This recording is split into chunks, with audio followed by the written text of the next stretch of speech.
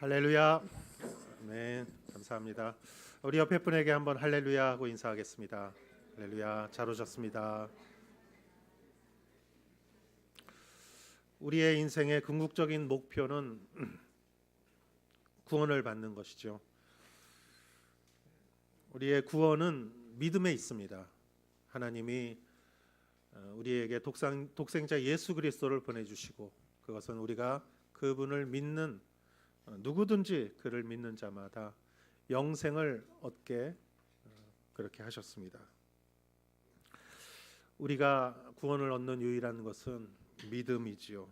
믿음은 어떻게 생깁니까? 믿음은 들음에서 납니다. 말씀을 들음에서 믿음은 나는 것이죠. 그러면 말씀은 무엇입니까? 말씀은 하나님이십니다. 요한복음 1장 1절에 이렇게 적혀져 있습니다. 읽겠습니다. 태초에 말씀이 계셨습니다. 그 말씀은 하나님과 함께 계셨고 그 말씀은 하나님이셨습니다. 여기서 말씀은 로고스를 말하고 그것은 예수님을 말하기도 하죠. 그래서 예수님은 하나님이시다라고 볼 수도 있지만 또한 문자 그대로 말씀은 하나님이시다. 하나님은 말씀이시다.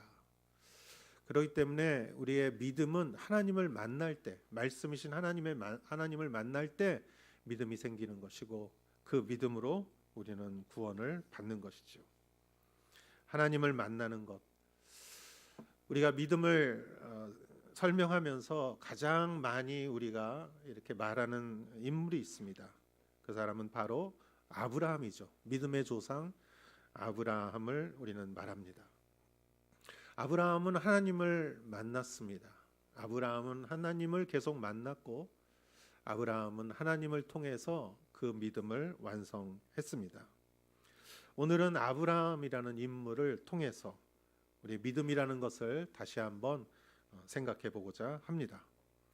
아브라함이라는 사람이 처음 나오는 것은 창세기 11장에 나옵니다. 감사합니다. 아브라함의 아버지는 데라라는 사람입니다.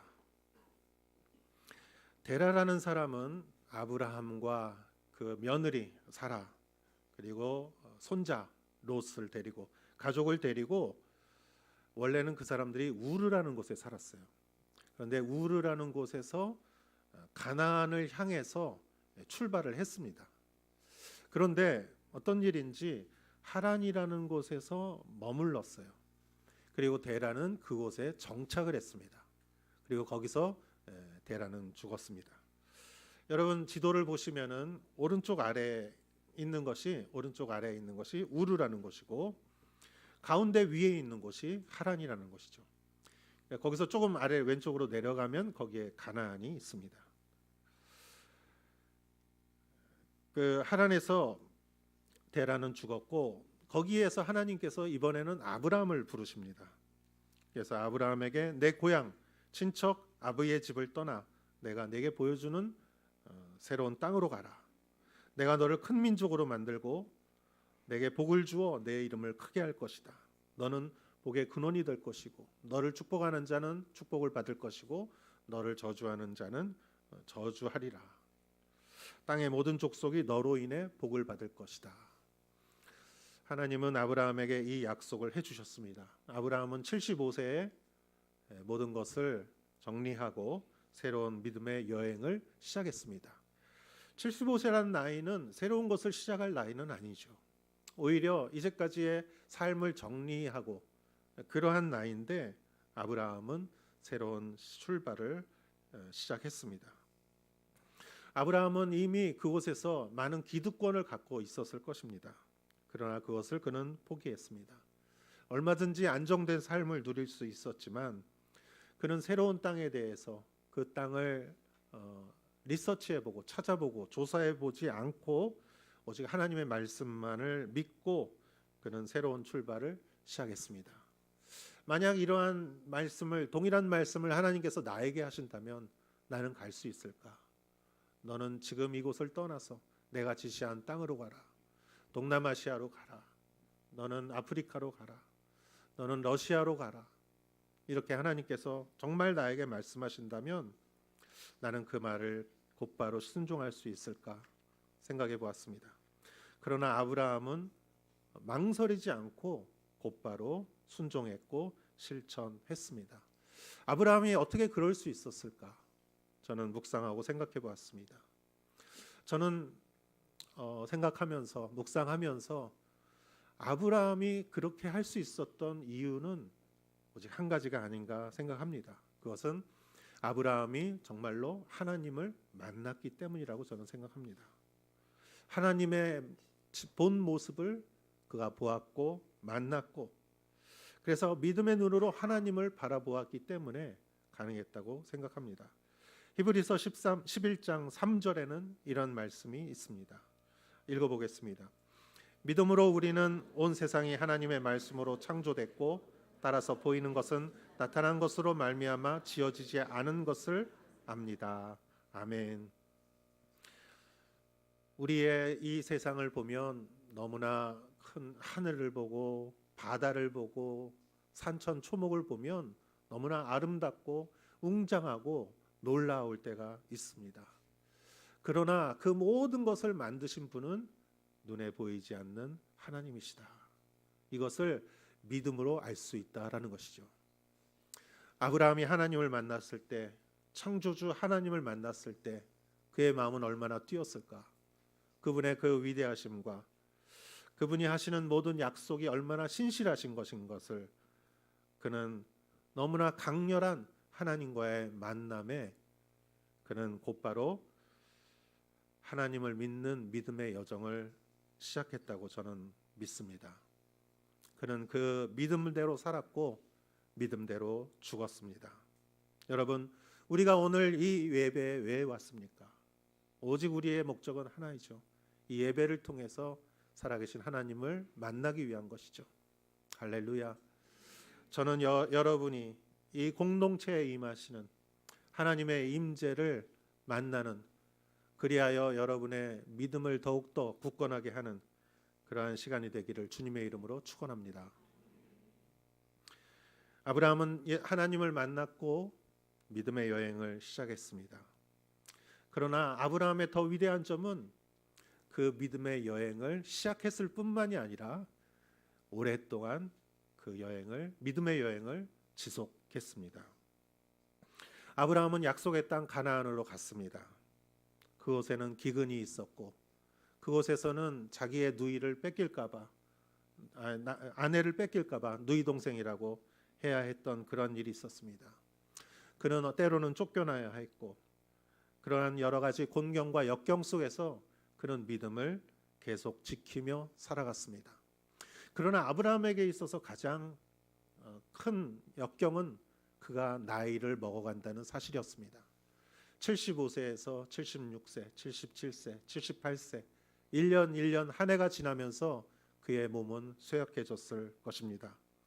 그의 마음은 두려움이 점점 몰려왔을 것입니다. 하나님은 왜 아들을 주시지 않는 것일까? 너를 통하여 큰 민족을 이루시겠다고 약속하신 하나님, 그렇다면 당장 내 눈앞에 아들이 한 명 태어나야 하는데 그 자녀를 주시지 않는 걸까?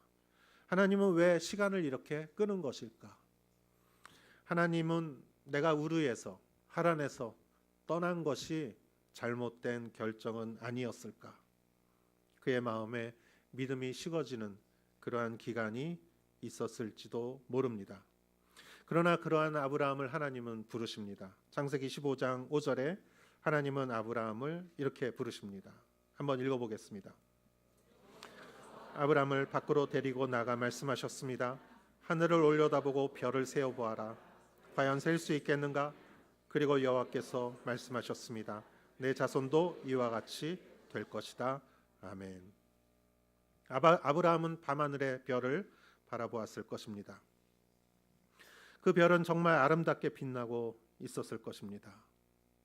여러분, 별 하나가 얼마나 큰 물체인지 우리 지구만 봐도 알 수 있죠. 얼마나 큰 것인지. 그러나 아브라함이 바라본 그 별 하나하나는 너무나 작게 보였고 하나하나가 띄는 색채가 빛깔이 다 달랐을 거예요. 그 수많은 별, 그 아름다운 별, 너는 이것을 셀 수 있느냐? 물론 셀 수가 없죠. 내가 내 자손도 이와 같이 할 것이다. 여러분 그림을 한번 좀 보여주시겠습니까? 아브라함이 밤하늘의 별을 본 장면이 아마 이런 장면이 아니었을까요? 아브라함은 별을 보았습니다. 그리고 하나님께 대답했습니다. 반응을 했죠. 6절에 이런 말씀이 있습니다. 읽어보겠습니다. 아브라함이 여호와를 믿었습니다. 그래서 여호와께서 아브라함의 그런 믿음 때문에 그를 의롭게 여기셨습니다. 아멘. 하나님은 이 순간에 아브라함에게 떡하니 아들을 주신 게 아니에요. 실체를 주시지 않았어요. 실물을 주시지 않았어요. 단지 별을 보라고 하셨을 뿐이에요. 그러나 아브라함은 별을 본 순간에 그 별을 만드신 하나님, 그리고 전능하신 하나님, 아브라함은 그 손에 아기가 한 명, 자신의 자녀가 주어지는 것보다 그 눈에 보이는 수많은 별들을 보면서 더 확실히 믿지 않았나 생각합니다. 그리고 하나님은 전능하시며 약속하신 것을 반드시 지키는 하나님임을 그 순간에 믿었습니다. 하나님이 아브라함이 믿었는지 안 믿었는지 하나님이 어떻게 하실까요? 뭐 보이는 것도 아닌데 하나님은 사람의 중심을 보시는 하나님이십니다. 아브라함의 마음의 중심에 믿음이 있는 것을 하나님은 알아보셨어요. 그리고 하나님은 그를 의로 여겼다. 다른 말로 하면은 그것을 무엇보다도 기뻐하셨다. 왜? 하나님이 가장 원하는 것은 그 하나님을 믿는 믿음이었기 때문입니다. 아브라함은 믿었습니다. 별을 보고 믿었습니다. 하나님은 그것을 기뻐하셨고 아브라함과 하나님의 관계는 믿음으로 연결되었습니다. 성경에는 나와 있지 않지만 저는 아마 아브라함이 그날부터 밤에는 항상 별을 봤을 거라고 생각해요.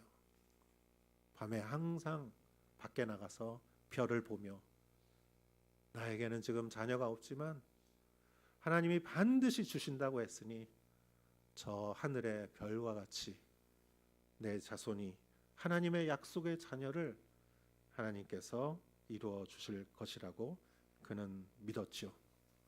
별은 낮에 보이지 않습니다. 너무 밝으면 별이 보이지 않습니다.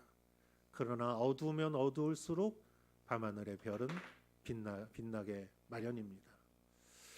우리의 환경이 순풍을 달듯이 모든 게 다 순조롭게 진행될 때 오히려 별이 잘 보이지 않는 것 같아요. 그러나 우리에게 역경과 고난이 올 때 우리가 믿음으로 하나님을 바라볼 때 하나님은 별을 더 보여주시는 것이 아닌가 생각합니다. 아브라함은 나그네로 하루하루 고달프게 살았습니다. 고난과 시련이 깊어갈수록 그가 바라본 별은 그에게 더 큰 소망을 보여주었을 것입니다. 그는 매일 별을 보며 하나님과 대화를 했을 것입니다. 그는 매일 별을 보며 그의 믿음은 더욱 성장했을 것입니다. 겨자씨만한 믿음도 산을 넘길 수 있다고 예수님께서 말씀하셨습니다. 저는 여러분들이 별을 보는 분들이 되시기를 축원합니다. 우리가 바라보는 별은 하나님의 말씀입니다. 하나님의 말씀을 바라보고 그 약속을 믿으시고 하나님은 실물을 주지 않고 하나님은 시간을 길게 끄시는 하나님이십니다. 왜요? 우리에게 인내를 원하시고 우리에게 믿음을 원하시기 때문이죠. 여러분, 아브라함이 아들 없이 지낸 오랜 시간은 결코 시간 낭비가 아닙니다. 그것은 하나님과 믿음으로 동행하는 아름다운 발걸음인 것이죠. 여러분, 별을 보십시오. 별을 보십시오. 그리고 믿음을 계속 굳건하게 가지시기는 여러분 되십시오. 제가 하나님께 헌신하고 그리고 어떤 비전과 목표를 가지고 어떤 곳에서 사역한 적이 있었습니다. 근데 몇 달을 지내는데 너무 좀 힘들었어요. 그 이유는 경제적인 이유였어요. 좀 어려웠습니다. 생활하기가 어렵고 좀 너무 어려워서 여기 말고 좀 다른 곳으로 가야 되겠다는 생각을 했어요. 그래서 아내와 상의를 했습니다. 그리고 깊이 얘기하면서 우리가 결론을 낸 게 있었어요. 그것은 지금 이 동일한 상황이 이런 상황이 동일하게 앞으로도 계속 유지된다고 하더라도 이곳을 떠나지 말자. 그렇게 결정하니까 마음이 정말 편하더라고요. 하나님이 살려주시겠지, 죽지 않겠지 하면서 결단을 한 적이 있었습니다. 그런데 참 놀랍고 신기하게 그렇게 결심하고 나서 모든 필요한 것들이 다 채워주는 것을 느꼈습니다. 여러분, 하나님은 믿음의 테스트를 하시는데 그거를 통과하지 못하면 그 테스트는 계속돼요. 그런데 믿음으로 한번 하나님을 믿고 그 테스트를 믿음으로 승리하면 하나님은 그 테스트는 그 단계에서 이제 통과를 시켜주시는 것 같아요. 그래서 어려운 시기에 믿음으로 그 시기를 지낼 수 있었던 기억이 있습니다. 사랑하는 여러분, 한번 믿는 것도 중요한 것이지만 믿음을 계속 지속적으로 갖는 것은 더 중요합니다. 여러분이 하나님과의 관계 속에서 정말 하나님이 주신 사명이라고 믿으시는 그러한 자리가 있을 때 그 자리를 떠나지 마시기 바랍니다. 그 일을 포기하지 마시기 바랍니다. 결코 시련이 여러분을 쓰러뜨릴 수가 없습니다. 여러분, 아까 우리 영상에서 보신 많은 영상들은 온누리교회가 30년 동안 해왔던 선교의 발자취입니다. 저도 그 자리에 있었고, 저도 팀에서 일한 적이 있었고, 저도 팀의 선교사의 일원인 적이 있습니다. 여러분, 많은 분들이 그 자리에 오래 있었습니다. 헌신의 자리, 선교의 자리, 봉사의 자리, 하나님을 섬기는 자리, 힘들다고 떠나지 마십시오. 믿음으로 견디십시오. 오랫동안 견디십시오. 그것이 여러분의 믿음을 더욱더 견고하게 해줄 줄 믿습니다. 세 번째는 아브라함이 받은 가장 큰 시련이 아니었나 생각합니다.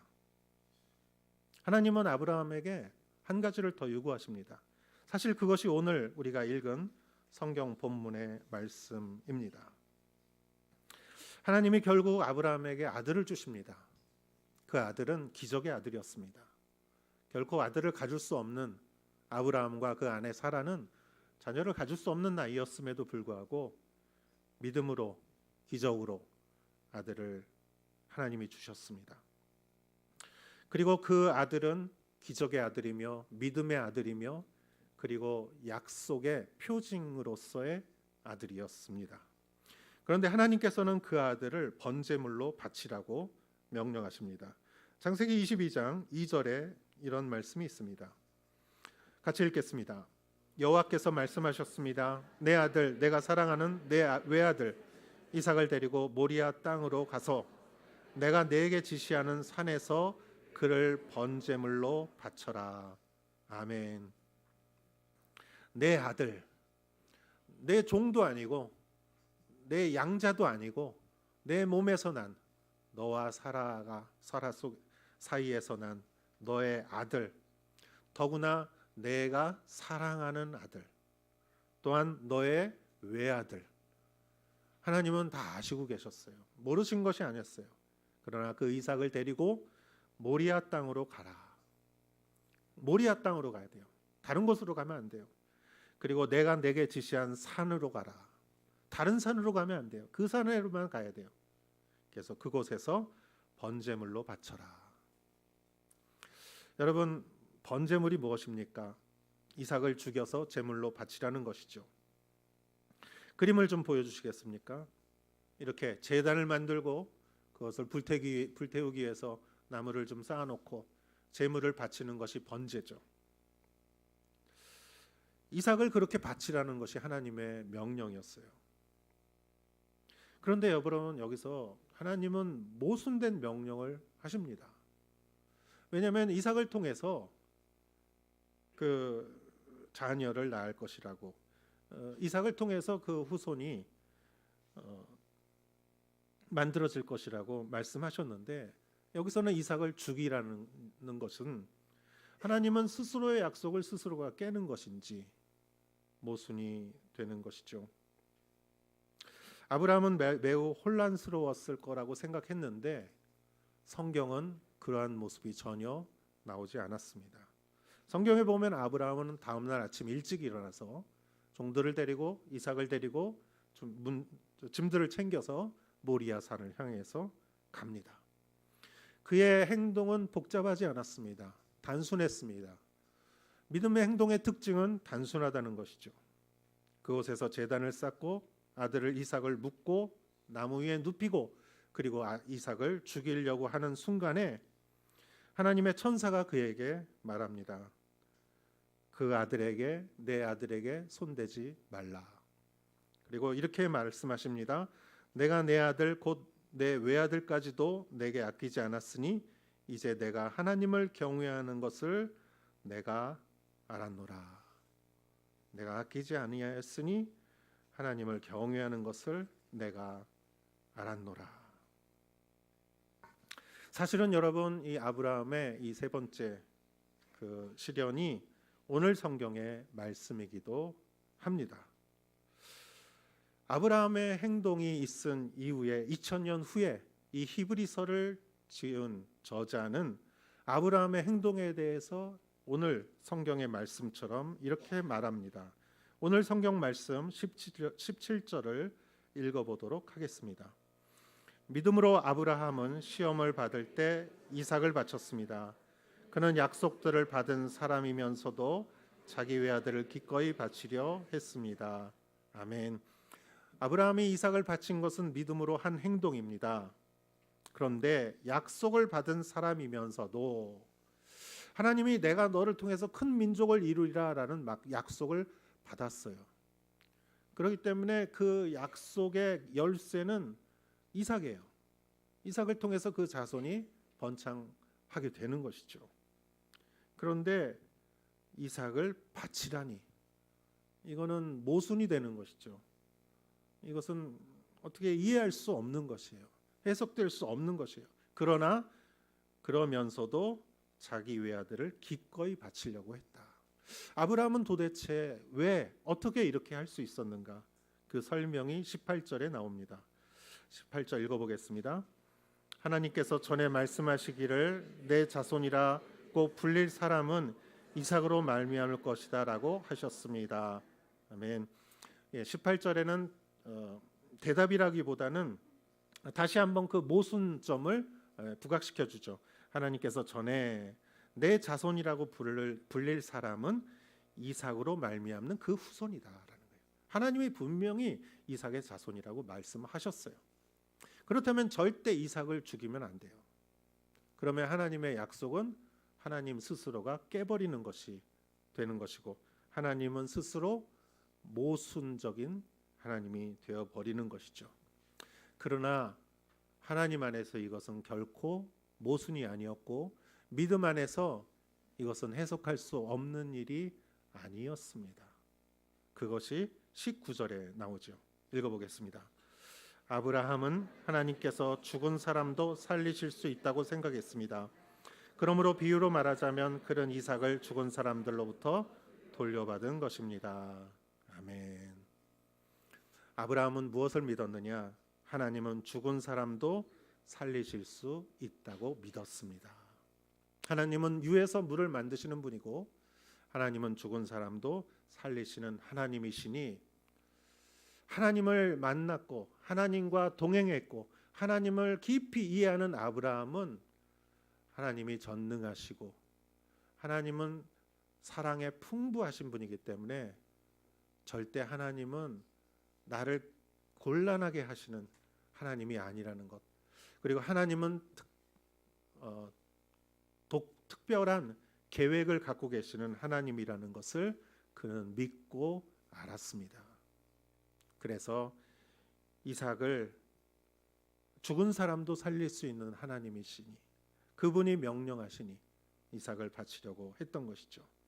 그리고 19절에 이렇게 말합니다. 그러므로 비유로 말하자면 그는 이삭을 죽은 사람들로부터 돌려받은 것입니다.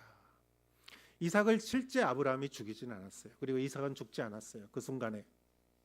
그러나 이삭은 죽었습니다. 아브라함의 마음에서 죽었고 이삭의 마음에서 죽었고 하나님의 눈으로 볼 때 순종하는 아브라함의 모습을 하나님의 눈으로 볼 때 이삭은 죽었습니다. 그러나 믿음으로 죽은 사람으로부터 돌려받은 것입니다. 할렐루야. 아브라함은 믿음으로 시작했고 아브라함은 믿음을 유지했고 아브라함은 믿음을 완전히 통과했습니다.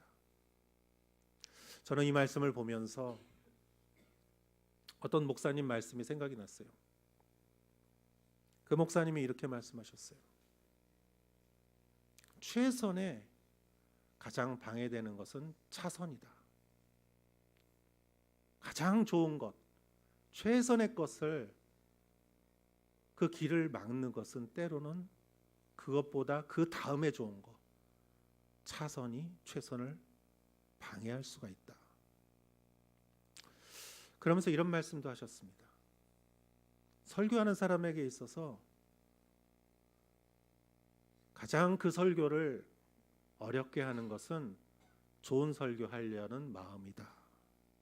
여러분 이해가 되세요? 저는 이해가 돼요. 제가 설교를 하기 때문에. 그래요. 그런 마음이 있어요. 설교를 잘하고 싶어요.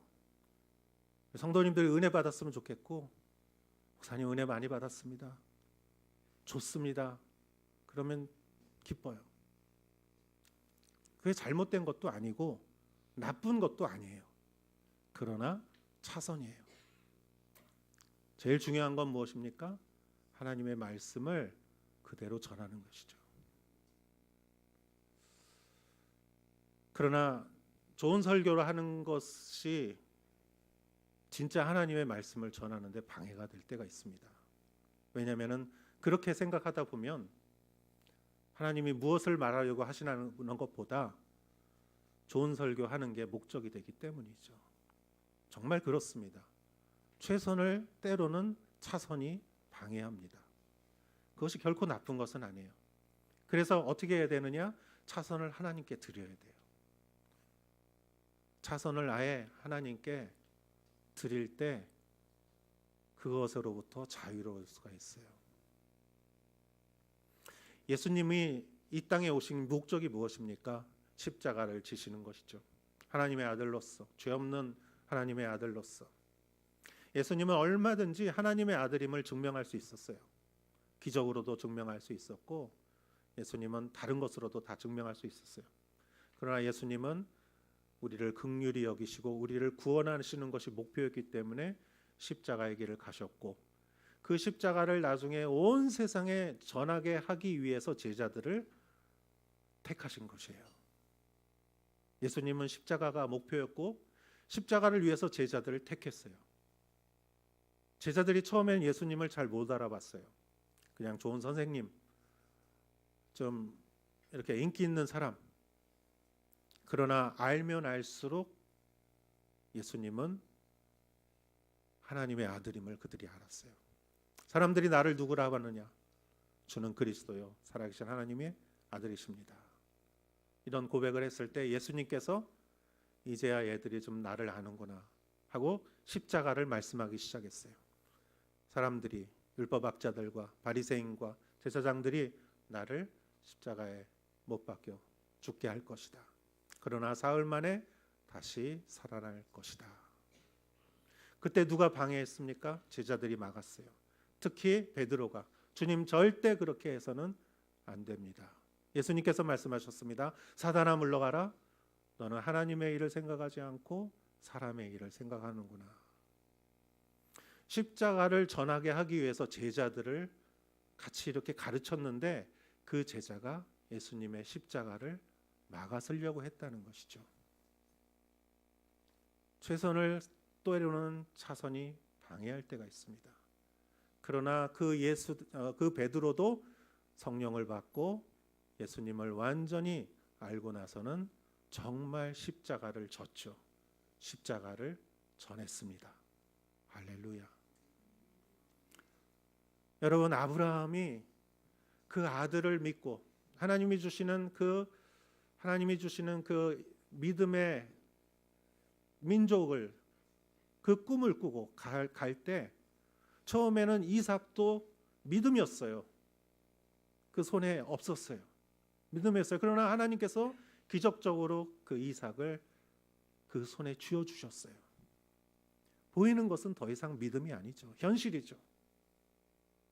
그러나 아브라함에게 있어서 최선은 하나님의 믿음의 그 여정을 걸어가는 것이 최선이었고, 그에게 차선은 이삭이었어요.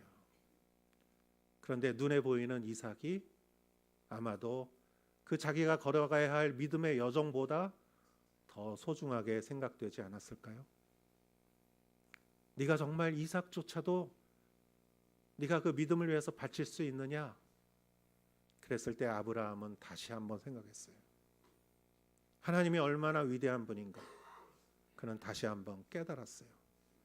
내가 이삭을 바쳐도 하나님 그를 죽음 안에서 다시 나에게 주실 수 있는 분이라는 것을 그는 믿었습니다. 그는 이삭을 믿은 것이 아니라 하나님을 믿었어요. 그럴 때 그는 진정한 아들을 다시 되찾았습니다. 할렐루야. 여러분, 동일한 일이 동일한 장소에서 2000년 후에 일어납니다. 이삭을 제단에 바쳤던 그 동일한 장소에 이번에는 십자가 위에 예수 그리스도가 달리시고 피를 흘리시고 그곳에서 내 죄를 위하여 예수님이 목숨을 주셨습니다. 믿음으로. 그러나 예수 그리스도는 부활하시고 다시 사셨습니다. 할렐루야. 믿음으로 드리니까 믿음으로 다시 받은 것이에요. 예수님이 믿음으로 십자가를 지시니까 믿음으로 다시 부활하신 것이지요. 여러분, 제단 위에다가 바치기 전에 아들 이삭과 정말 하나님께 제단에다가 바치려고 한 다음에 그 아들 이삭은 아브라함에게 있어서는 전혀 다른 아들이었다고 저는 믿습니다.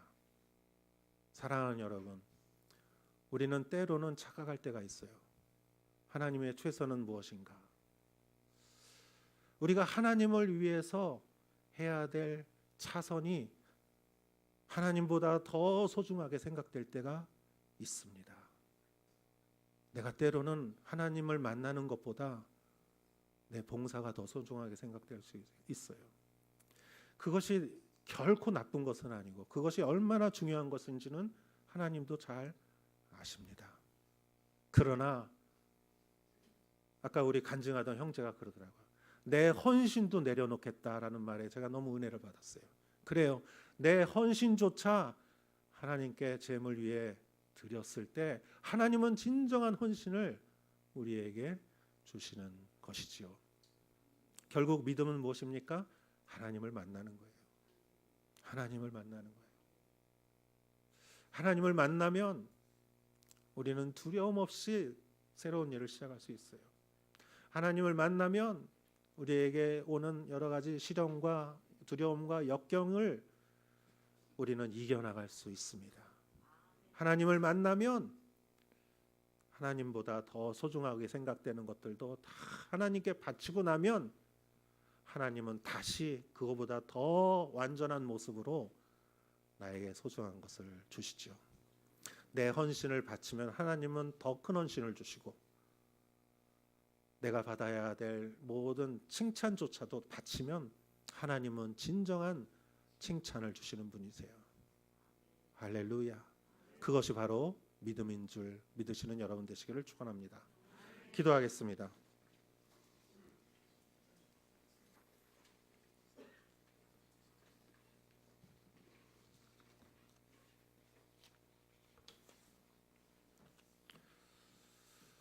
하나님 아버지,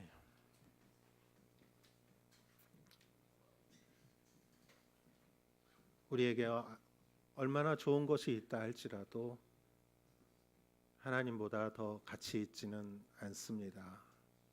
하나님이 주신 헌신과 봉사와 선물과 열매조차도 믿음으로 때로는 하나님께 드릴 때 하나님은 더 큰 진정한 우리의 열매와 또 믿음과 결과들을 주실 줄 믿습니다. 하나님, 믿음이 약해지는 시대에 믿음으로 살아가게 해 주시옵소서. 믿음으로 하나님과 만나며 아버지 하나님 믿음으로 별을 바라보게 하시고 믿음으로 하나님을 바라보며 아버지 하나님 진정한 것을 얻는 우리들이 되게 하여 주시옵소서. 예수님의 이름으로 기도하였사옵나이다. 아멘.